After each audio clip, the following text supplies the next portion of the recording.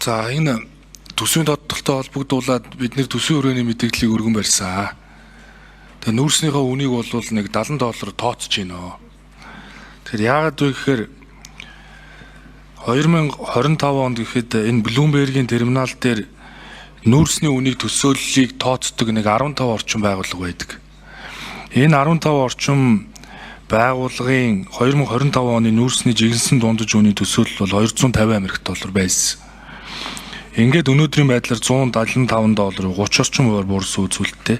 Тэр иймд энэхүү өөрчлөлтөд уялдвал нүүрсний үнийн төсөөллийг өмнөх $150-аас $70 болгож бол ингээд бууруулсан гэсэн үг.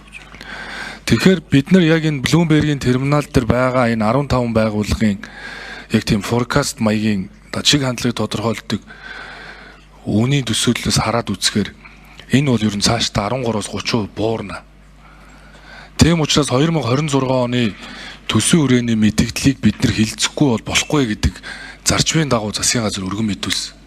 Яагаад тэгэхээр 2025 оны төсөв тодтгол хийхийн тулд 25 оны төсвийн хүрээгээ өөрчилж байгаатай яг адилхан та бидний баталсан 5 сарын 31-нд батлагдсан 2026 оны төсвийн хүрээний мэдээлэл өөрчлөгдөж тэр бүтээгдэхүүний үнүүдийн одоо нийцүүлэх тэр тоонуудыг нийцүүлэх шаардлага үүсэж байгаа байхгүй. Тэгэхгүйгээр 9 дугаар сарын 1-ээс өмнө эх оны төсвийг барина гэдэг бол маш их бэрхшээлт. Хит их өөдрөгөөр төсөөлсөн байгаа шүү дээ бид нар. Тэгэхээр ийм давгдшгүй ийм одоо хүчин зүйлүүд шууд утгаараа манай эдийн засгт нөлөөлж байна. Тийм учраас 13-аас 30% буурна гэж тооцох ёстой. Тийм ч учраас энэ хэмнэлт хийж байгаа. Гэхдээ зүгээр ингээд нэг хэмнэлт хийгээд байх биш. Тэр худалдааны экспорт нэмэгдүүлэх, хөрөнгө оруулалтын орчноо сайжруулах, тэр төрийн үеийн түншлэлээр явуулах, төслүүдэд эренблэх ажлууд хийгдэнэ. Засгийн газрын хамтарсан засгийн газрын үед 14 мега төслийг засгийн газрын үйл ажиллагааны хөтөлбөрт биднэрт тусгаж яахт бол нөхцөл байдал их өөр байсан. Энэ бол тэр нүүрсний үнээс ч гэсэн харагджаа. Тийм учраас бид нар бол одоо 14 мега төслүүдийг зайлшгүй эренблэх шаардлага үүсээд 14 шалгуур үзүүлэлтээр 4 бүлэгт хуваарлаад мега төслүүдийг эренблэх ажлыг хийж байна.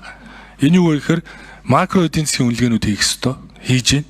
Санхүүжилтийн их үүсвэрийн нөлөөллийн үнэлгээ, нийгмийн нөлөөллийн үнэлгээ, төслийн бэлэн байдлын үнэлгээ гэдэг нэг 14 шалгуур үзүүлэлтээр үнэлээд эхлэхээр энэ 14 мега төсөл чинь бараг 43.4 их найдын санхүүжилт хэрэгтэй байхгүй. Тийм учраас одоо энэ бүсэж хангалж байгаа үед бол яах вэ гэвэл одоо бол хил холболтын төмөр замын ажлууд нэгэнд эхэлсэн. Газрын тос боловсруулах үйлдвэрийн санхүүжилтийг их хурлаар шийдвэрлсэн. За урааны төсөл бол төсвөөс нэг ачаал үүсэхгүйгээр ингээ явж байна. За Эрдэнэ үрэнгийн усан цахилгаан станцын төсөл. Гэт энэ дөрвөн төсөл бол ингээ хэрэгжиж эхэлсэн гэдэг тооцогдож байгаа. Үүнээс гадна ач холбогдол өндөртөө 5 төсөл байгаа. Энд бол 5 толгой станц, зис боловсруулах үйлдвэр, Эрдэнэтэй санхүүжилт хийгдэх, тэгээ гангийн цогцлбор, алт цэвэршүүлэх үйлдвэр, нүүрс химийн цогцлбор гээд энэ төслүүд бол ач холбогдол өндөртөө гэж үзэж.